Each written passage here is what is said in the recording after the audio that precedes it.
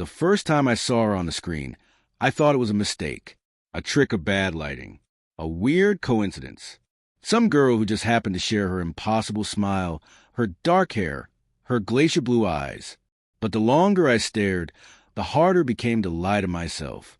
It was her, Emma, the woman I'd kissed goodbye at the airport 3 days ago, her suitcase clutched in hand, promising me late-night calls and "I miss you" texts from hotel rooms halfway across the country. The woman who had sworn that every exhausting business trip was just another step toward a future we were building together. The woman who once whispered in my ear that I was the only man she ever wanted. Now she was there, pixelated but unmistakably real, moving for another man the way she used to move for me. I sat frozen, the cheap buzz of the laptop screen humming in the silent apartment we shared, the coffee I'd made still steaming beside me, untouched. A simple mistake had led me here. A friend's stupid joke, a drunken late night, dude, check this side out, and a careless click. And there she was, my Emma, under a different name, maybe, wearing more makeup than usual, maybe, but no lie could cover the truth once you'd seen it. Somewhere, deep inside, a thread snapped clean in half. The kind of snap you don't feel at first, only a sudden, sickening slackness where something solid used to be. The footage played on, but I wasn't really watching anymore. I was remembering. Every missed call, every bad signal, excuse, every weekend trip that turned into a week, then two. Every time I offered to visit her during her conference, and she laughed, saying it would be too boring for me. My chest tightened until breathing hurt. I had trusted her with my life, with my dreams, with the version of myself that only she was supposed to see. And now I didn't even know her name. The moment everything changed, the night it happened was supposed to be ordinary. Another Friday evening spent unwinding after a brutal work week. Another takeout box balanced on my lap, while the TV droned on in the background. My apartment smelled faintly of leftover pizza and cold coffee. Life wasn't perfect, but it was simple, predictable. That's how I liked it. At least, that's what I thought. She had called earlier, her voice bright and breathless through the static. "Hey, babe," landed safely. "Super busy, but I'll call you before bed, okay?" The usual script. I smiled, telling her to work hard, to stay safe, to bring me something silly from whatever city she was visiting this time. She laughed, promised she would, and hung up. I sat there afterward, staring at my phone a little longer than necessary, feeling that familiar pang, the dull loneliness that always followed after her calls when she was away. But I trusted her. God, if I didn't trust her, what else did I have? I let the hours slip away, mindlessly flipping through channels, half watching a bad action movie. The beer in my hand had gone warm when my phone buzzed again. A group chat notification from an old college friend. "Dude, you won't believe this." The message said, followed by a laughing emoji and a link. I should have ignored it. I should have just turned off the phone, gone to bed, forgotten the world existed until morning. But curiosity, that stupid, gnawing part of me, won. I clicked the link. It opened to one of those cheap streaming sites. The kind you don't admit to visiting. Grainy preview windows, garish ads flashing like neon sins. I frowned, thumb hovering over the screen, about to back out. Then I saw her. Not just someone who looked like her. Not a trick of bad lighting or makeup. Her smile, her laugh, the tiny freckle just below her collarbone, the one I kissed every morning before she left for work. She was wearing something ridiculous, a parody of a business outfit, and she was laughing at something off camera, completely at ease, as if none of it mattered, as if the world we had built together didn't exist beyond that cheap motel set. My stomach twisted so fast and so violently that I thought I might throw up. I watched, frozen, horrified, betrayed, as she leaned into another man's touch, as if it was the most natural thing in the world, as if she hadn't called me just hours earlier telling me she missed me, as if everything between us was a story she had already finished telling a long time ago. The clip ended. I sat there in silence, the blue glow of the screen painting my skin in cold light, the sound of the world outside, honking cars, distant laughter, felt impossibly far away. It was a stupid video.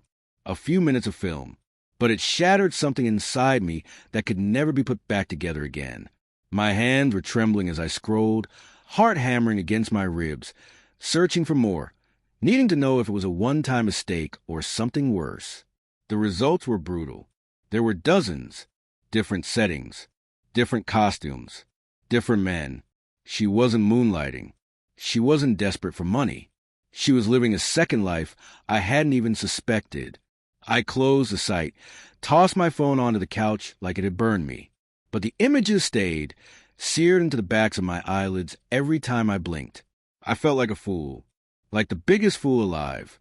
The woman I thought I was building a future with, the woman I defended, loved, trusted, had been lying with every kiss, every whispered, "I love you," every promise to come home soon. I sat there until the sun started bleeding into the sky, until the world outside started waking up and moving on. But inside my apartment, everything was still. Everything was broken. And for the first time in my life, I didn't know who the hell I was anymore. The night, I couldn't pretend anymore. The next 24 hours blurred into one long, aching pulse of disbelief. I didn't sleep. I didn't eat. I barely moved from the spot on the couch where everything had come crashing down. Every time I closed my eyes, I saw her face. Smiling, laughing. Not the way she smiled at me. No, it was different. More careless. More distant. Like everything we had meant nothing to her. Like I was just a placeholder between the real moments that she lived elsewhere, under lights and cameras and other men's hands. I tried to come up with explanations. Maybe it was old footage. Maybe it was before we met. Maybe it wasn't her at all. Just someone who looked impossibly like her. But the freckle, the way she tucked a strand of hair behind her ear when she was nervous, the small scar on her left hip.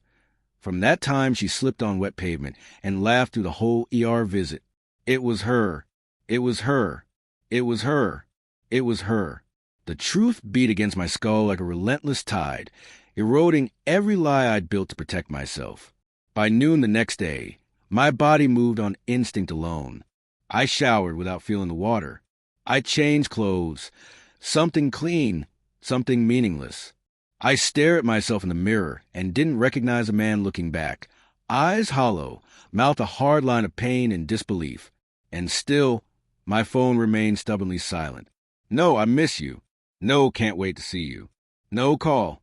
No text. She was busy, I told myself. On a business trip. Meetings. Networking. She'd said so herself. The sheer absurdity of the thought almost made me laugh. A hollow, broken sound that echoed through the empty apartment. By 6 in the evening, I couldn't take it anymore. I had to hear her voice. I had to see if it still sounded the same after everything I'd seen. With shaking fingers, I hit call. The line rang once. Twice. "Hey, you," she answered, breathless and cheerful, as if nothing had changed.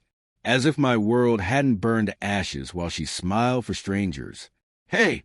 I croaked, my voice raw. "Sorry I didn't text earlier," she said. "It's been non-stop here. Meetings all day. I'm exhausted." Meetings. Right. I gripped the phone tighter, feeling my nails dig into my palm. "Where are you right now?" I asked, forcing my voice into something close to normal. She hesitated, just for a fraction of a second, but I caught it. At the hotel." "Why?"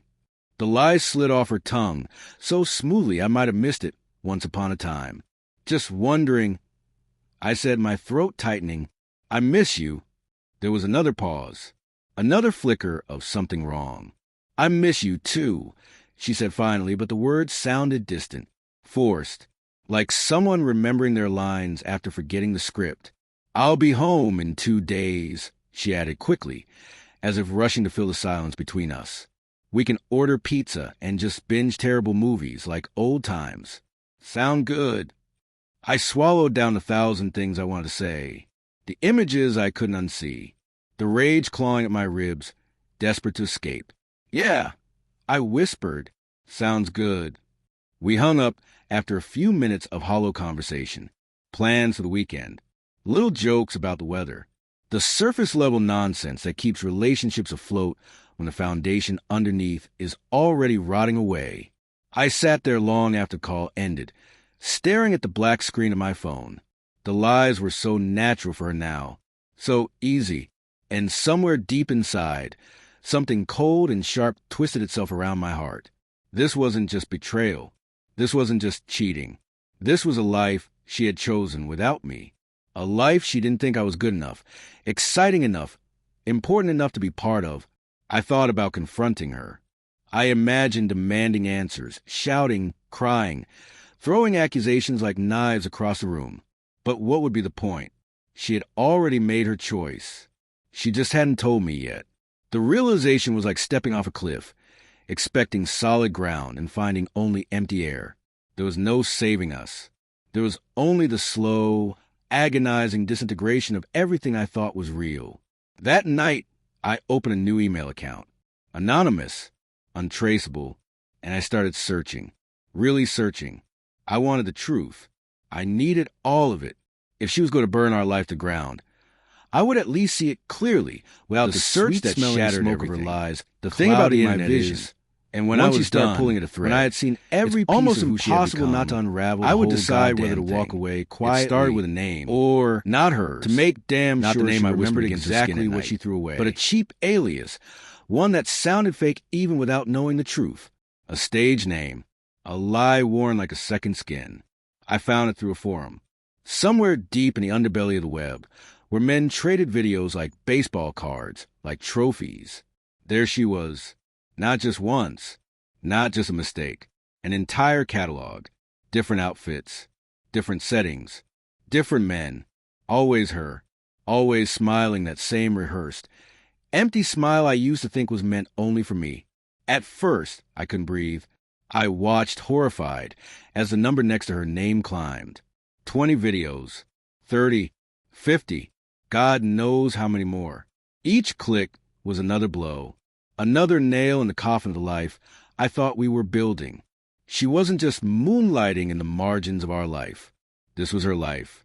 The real one. The one she kept hidden behind fake conference calls and last-minute business trips. The pieces began fitting together in my head faster than I could stop them. The sudden expenses she couldn't explain. The weekends she said she was too exhausted to do anything but sleep. The way she flinched when I kissed her neck sometimes, like she was somewhere else. Not with me. I dug deeper. Social media profiles under different names. A booking page hidden, but not hidden well enough. Advertising private performances.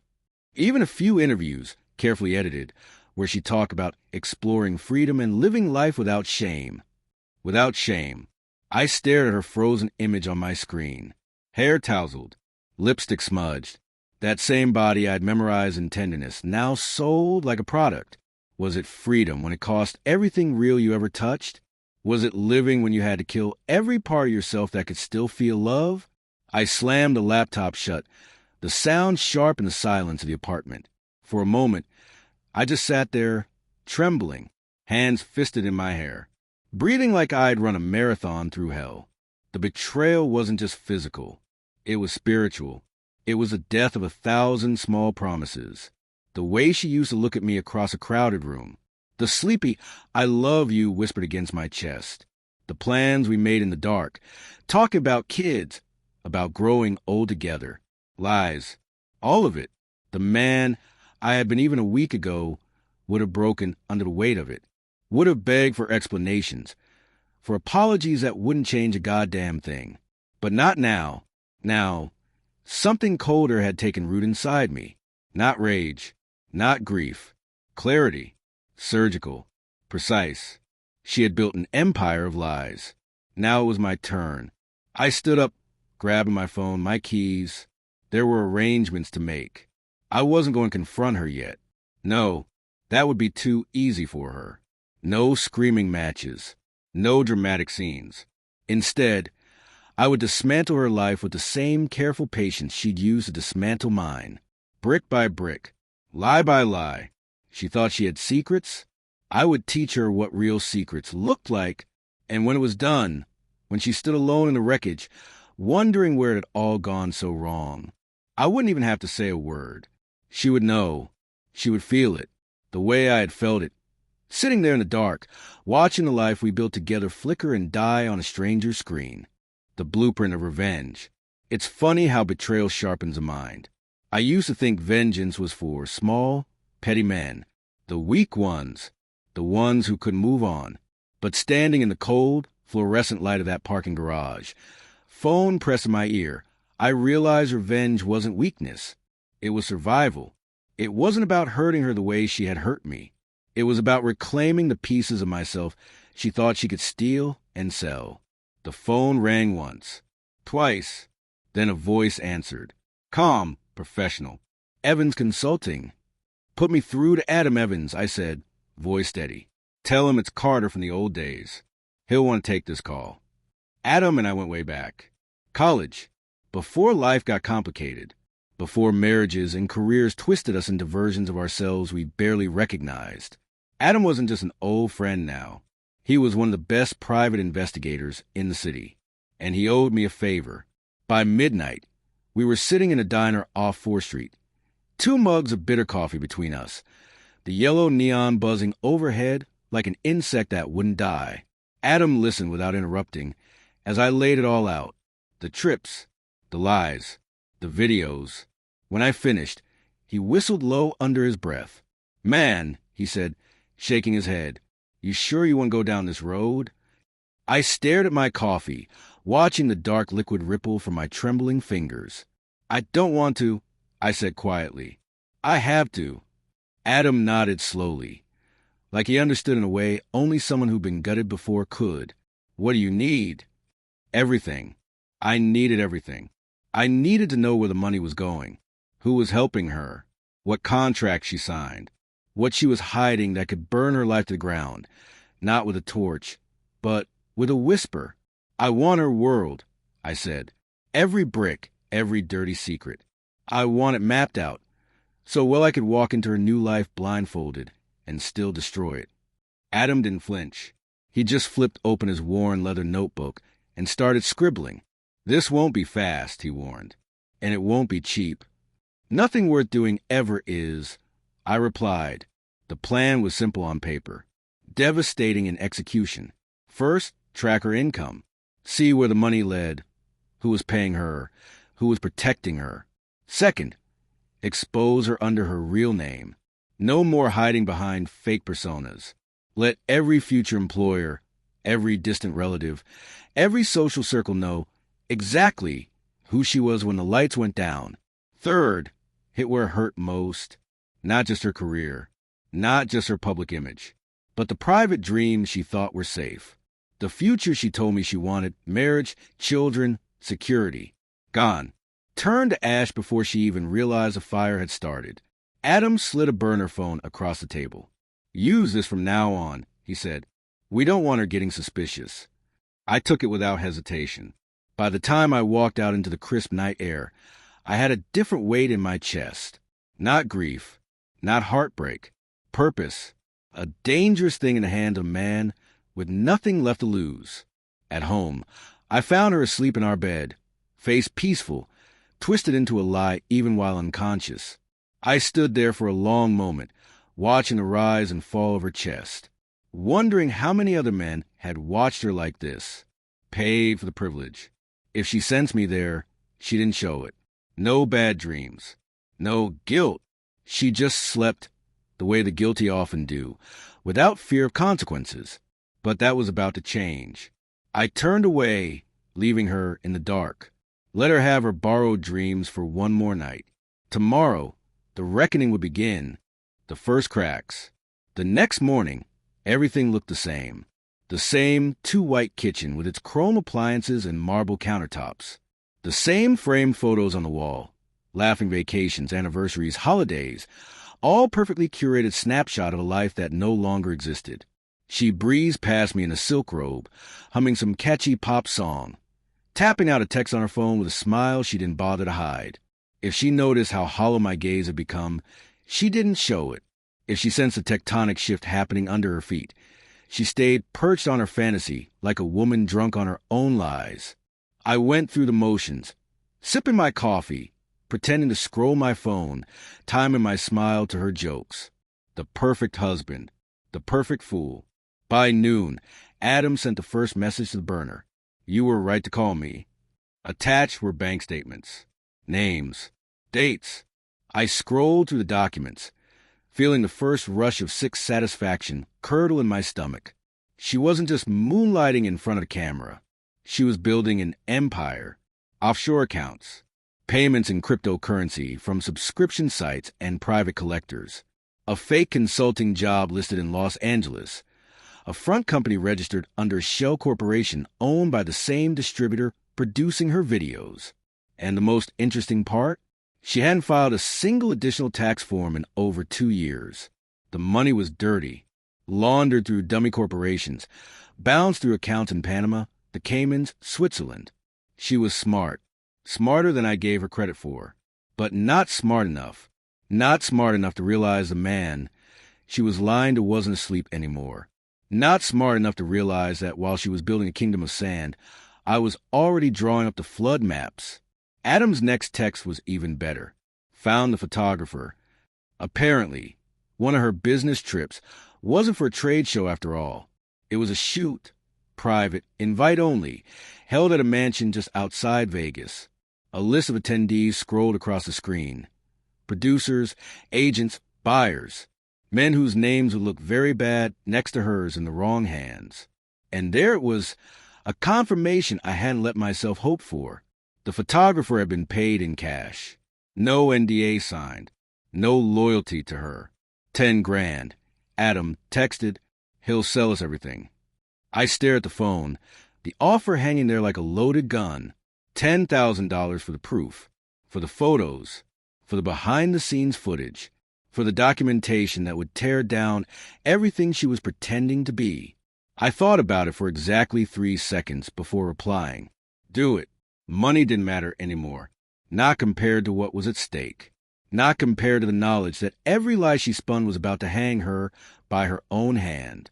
Later that night, I sat across from her at the dinner table. She wore a low-cut dress, navy blue silk, clinging to her curves the way her lies clung to my life.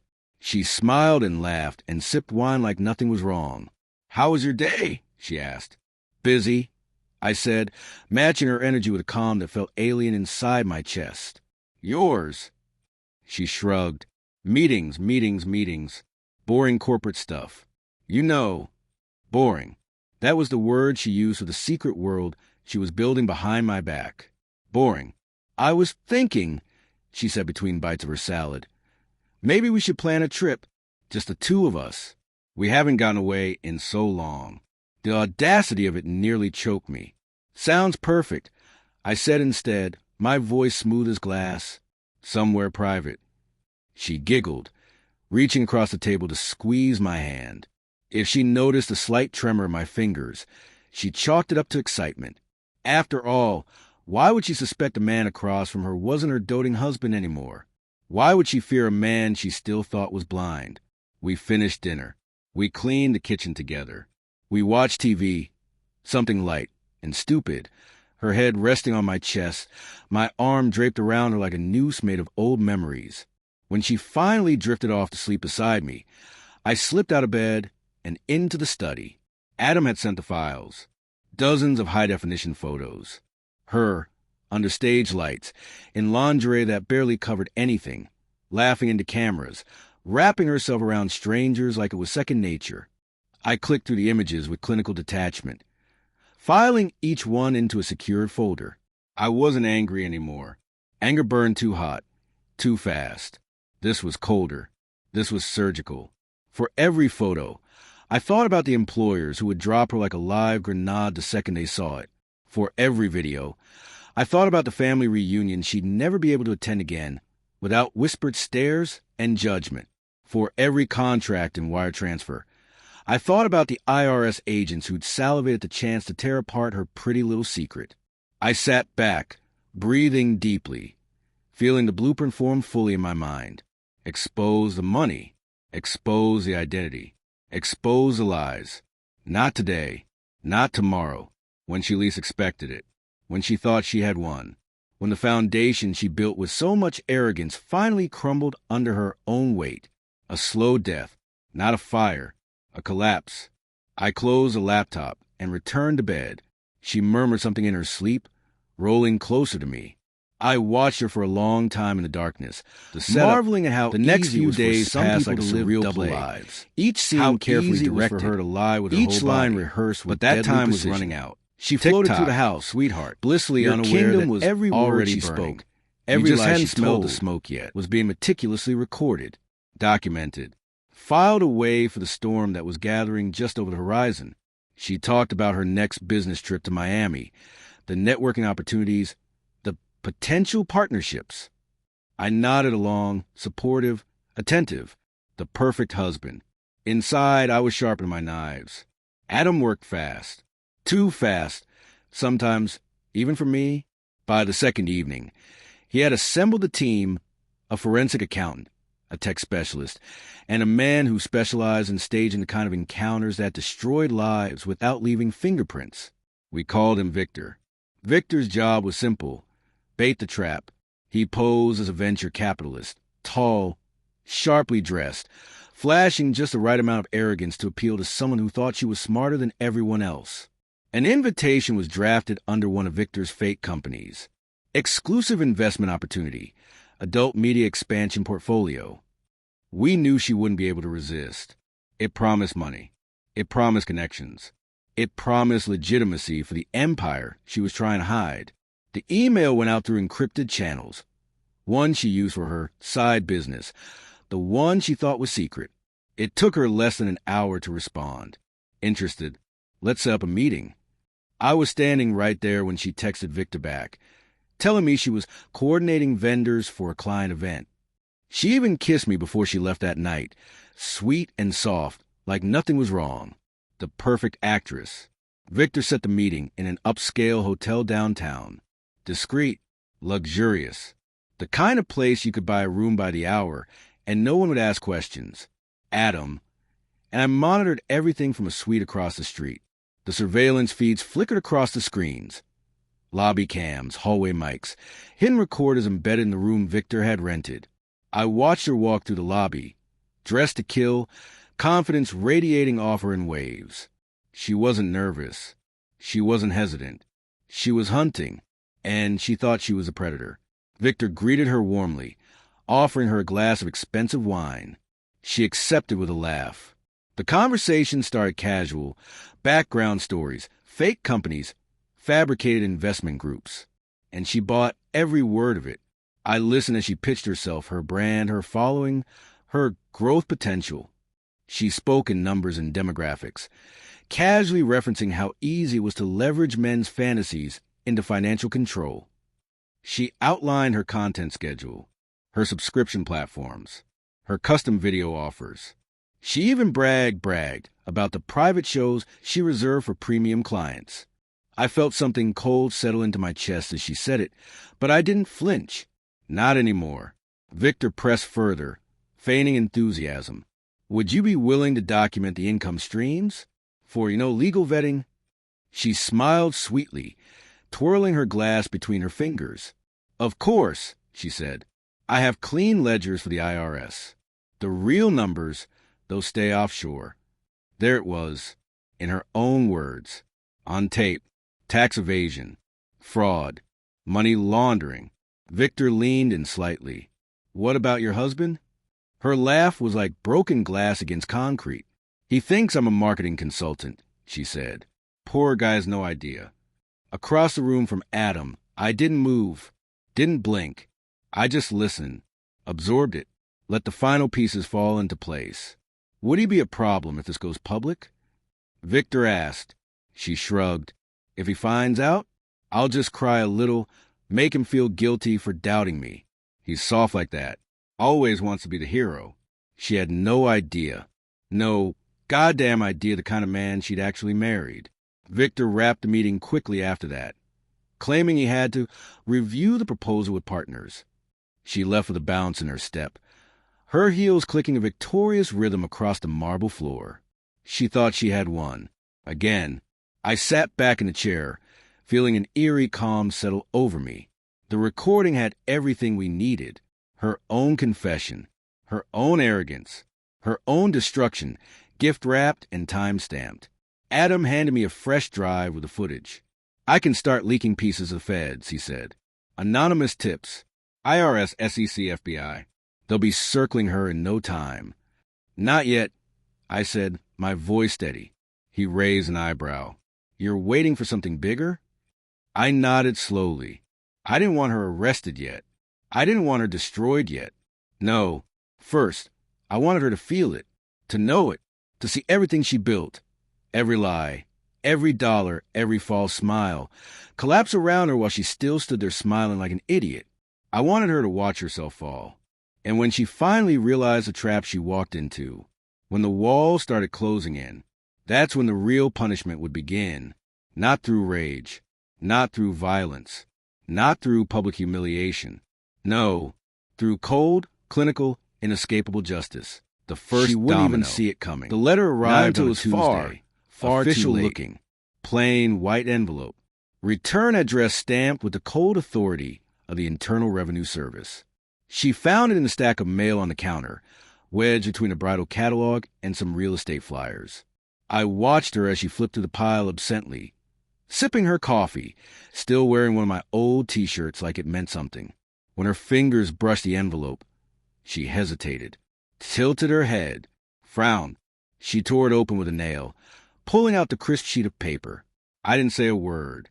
Didn't have to. I sipped my own coffee, hiding the small smile curling at the edge of my mouth. Her eyes scanned the page once, twice. I saw the moment she understood. The color drained from her face, so fast I thought she might faint. "Is something wrong?" I asked, letting just the right amount of confusion seep into my voice. She shook her head too quickly, crumpling the letter in her fist like it might make it disappear. "Junk mail," she muttered, turning away. I let her have the lie, for now, but I saw the tremble in her hands, the way her breathing changed, the calculation sparking behind her eyes as she tried to work through what this meant. Audit notice. Simple, elegant, deadly. Victor's forensic team had ensured the right red flags were triggered in her financials, just enough to make the IRS curious, just enough to start the slow, painful unspooling of everything she thought was safe. She didn't know that the tip-off had come from inside her own house. Didn't know that every dollar she tried to hide offshore, every false deduction, every undeclared income stream, it was all sitting in a neat, damning package waiting for the first board auditor who decided to actually look. And now they would, slowly, methodically, like bloodhounds catching a scent. "Work thing?" I asked casually, pretending not to notice how stiff her shoulders were. "Yeah," she lied too fast. "Just an annoying billing error. I'll handle it." I nodded, keeping my expression neutral. "Let me know if you need help," I said, finishing my coffee. She forced a smile that didn't reach her eyes. "I will," she said, and we both knew she never would. That evening, she was different, jumpier, distracted. She barely touched her dinner, spent most of the night locked in her home office, making frantic calls she thought I couldn't hear. I listened through the baby monitor tucked into the hallway closet, a relic from the previous owner of the house, now repurposed into a perfect surveillance tool. Her voice rose and fell in sharp, panicked bursts. "They said there's inconsistencies in my filings. No, I can't show the offshore ledgers. Are you insane?" "No, my husband doesn't know. He thinks I do marketing." I leaned back on the couch, flipping through channels, pretending to be engrossed in some late-night game show. She didn't even realize how visible she was. How predictable, like a fish caught in a net, thrashing harder with every desperate move. Over the next few days, the cracks widened. She canceled her next business trip. Too risky to leave the state during a pending investigation. She stopped posting on her personal brand accounts, terrified of drawing attention. She started drinking more, sleeping less. And every night, after she thought I was asleep, I heard the click of her laptop firing up in the dark. Frantic searches for offshore tax treaties, lawyers who specialize in sensitive asset management, forums about avoiding IRS scrutiny. All of it logged. Archived. Every keystroke a nail in her coffin. She still smiled for me in the mornings. Still kissed me goodbye at the door. Still played the loving wife. But the fear was eating her alive from the inside out, and I savored it. Adam kept me updated daily. Her accounts are starting to move, he reported one afternoon, sliding into the booth across from me at a grimy diner off the interstate. Small transfers, trying to liquidate without triggering alarms. Sloppy. Perfect, I said, stirring my coffee. Victor chimed in from his laptop. The IRS hasn't moved officially yet. They're slow. Bureaucracy. She thinks she can still fix it if she scrambles fast enough.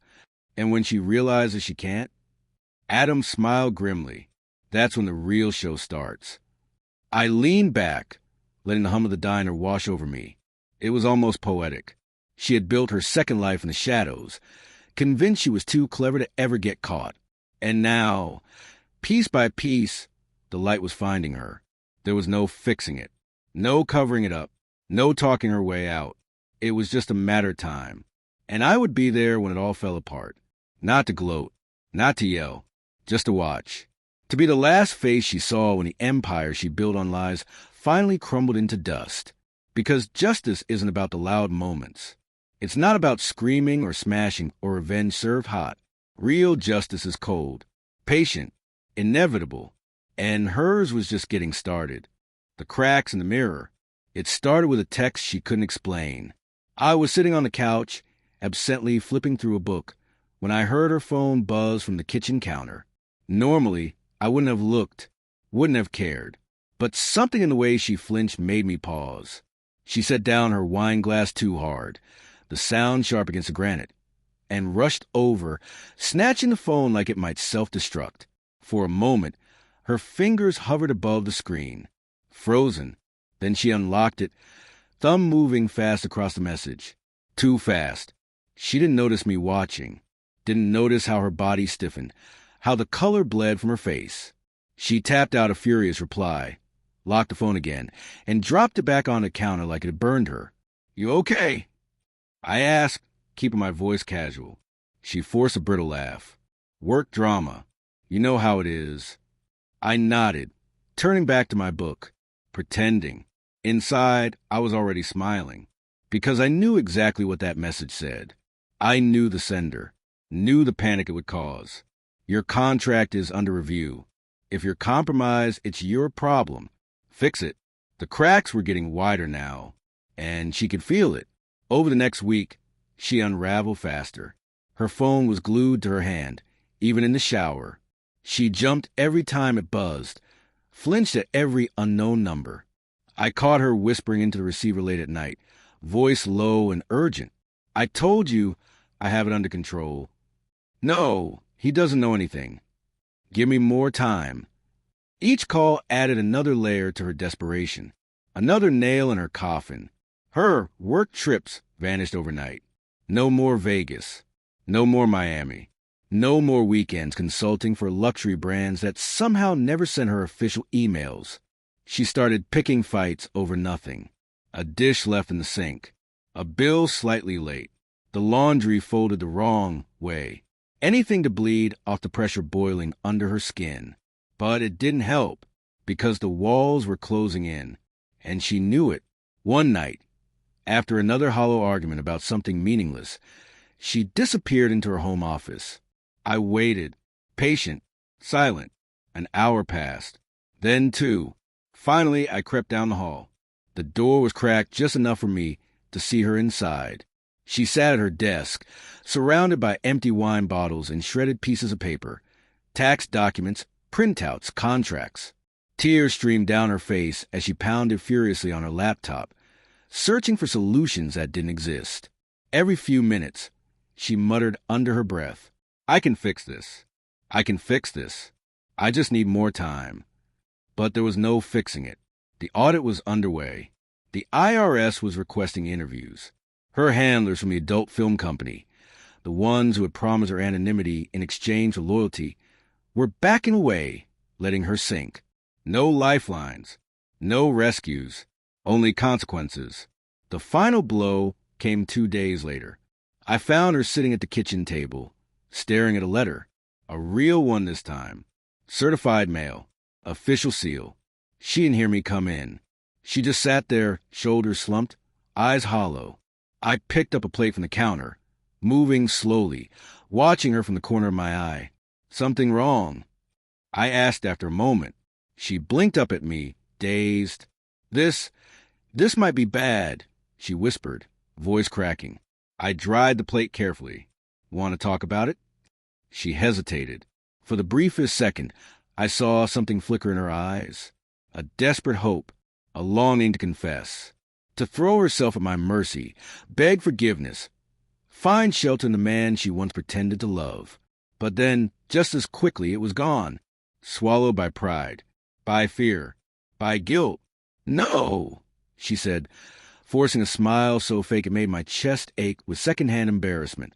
It's just some stupid tax thing. I'll figure out. I nodded, placing the plate neatly in the cabinet. As long as you're sure, I said, already knowing she wasn't.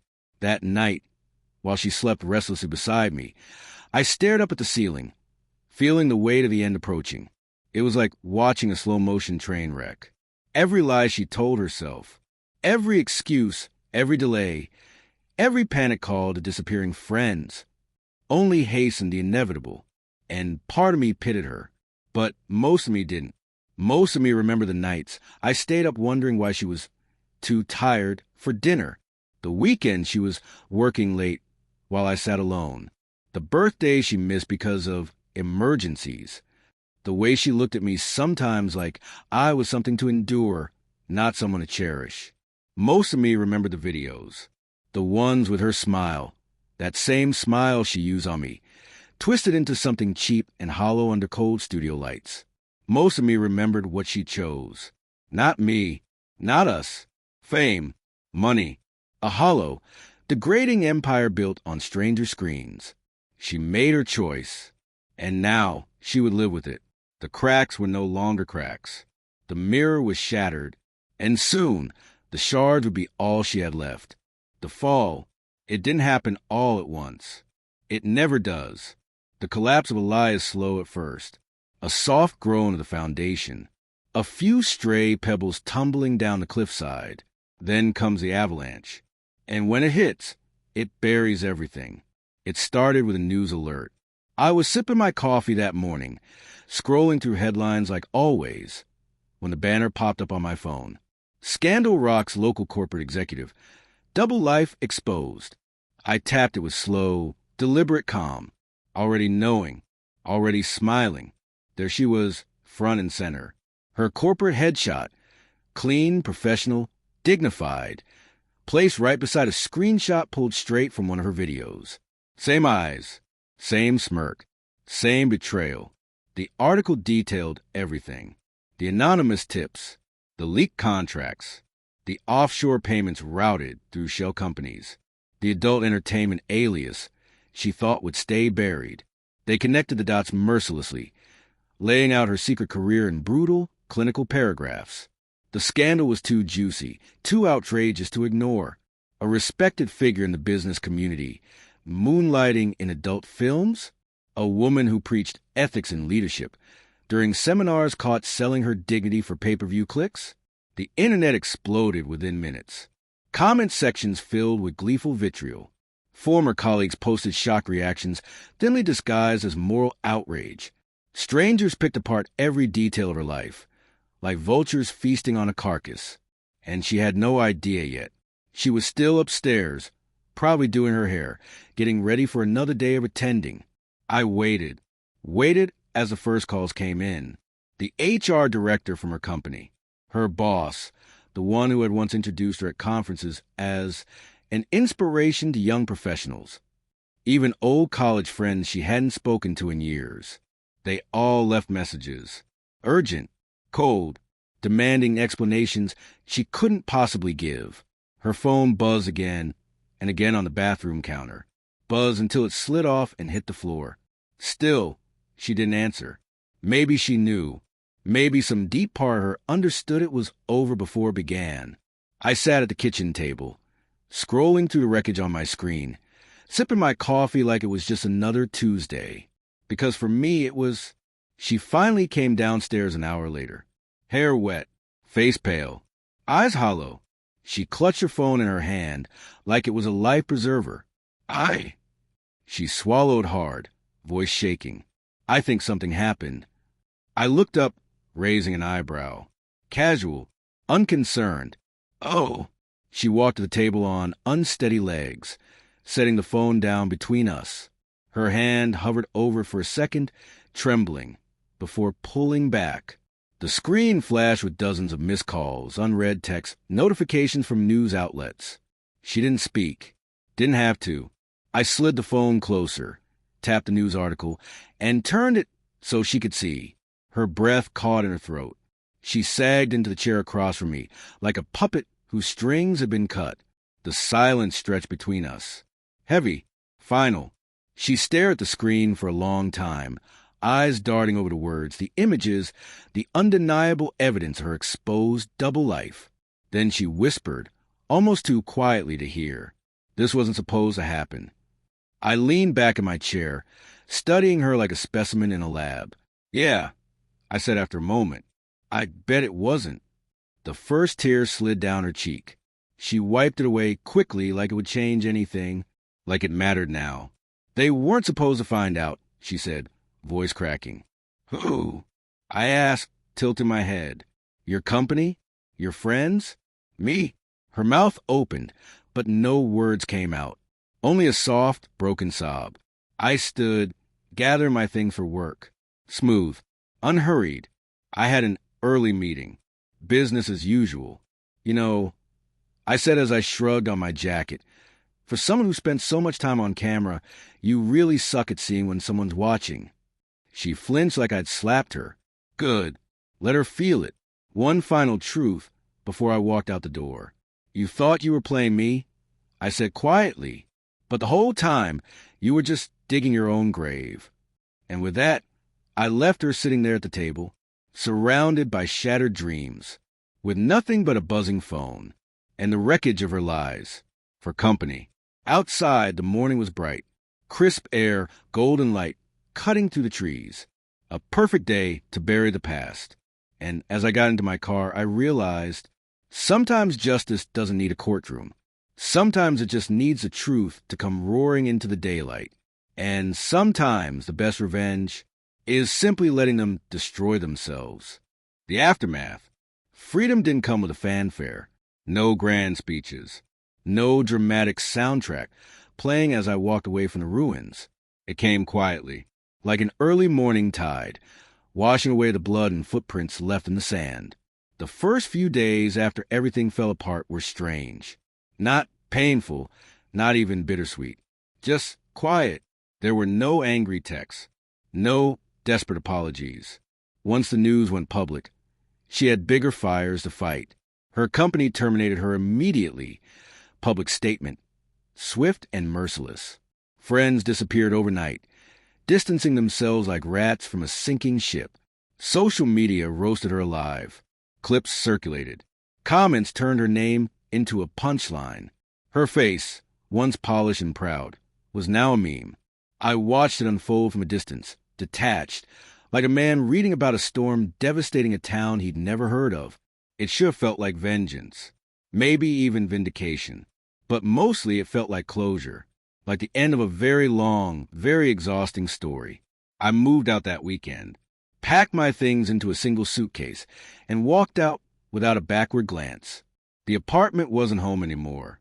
Hadn't been for a long time, if I was honest with myself. It was just a place where the truth had rotted quietly under floorboards, where laughter had turned brittle, where trust had died without ceremony. I left her everything. Furniture, dishes, photos, all the remnants of a life built on lies. Let her sit in the ruin she created. Let her taste every echo of the life she'd thrown away. The next few months felt like breathing for the first time. I took time off work, traveled to places that had lived on my someday list for years. Portugal, Iceland, the coast of Croatia. Places she'd always said were too boring or too inconvenient to visit. I watched sunsets alone. Hiked mountains I'd only ever seen in postcards. ate meals at tiny hole-in-the-wall restaurants without checking my phone once. And somewhere between the endless skies and quiet streets, I realized I wasn't broken, not even close. She hadn't destroyed me. She'd freed me from the slow death of pretending, freed me from carrying the weight of someone else's secrets, freed me to remember who I was before I bent myself into someone else's idea of enough.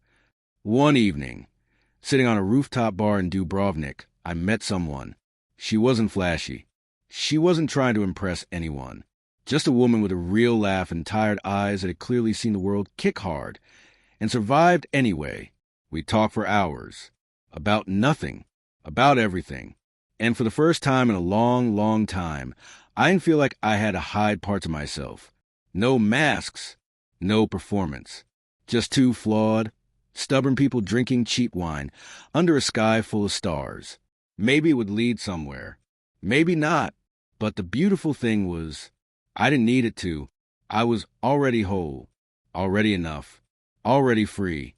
Back home, the final pieces settled quietly into place. The divorce finalized, the last emails exchanged.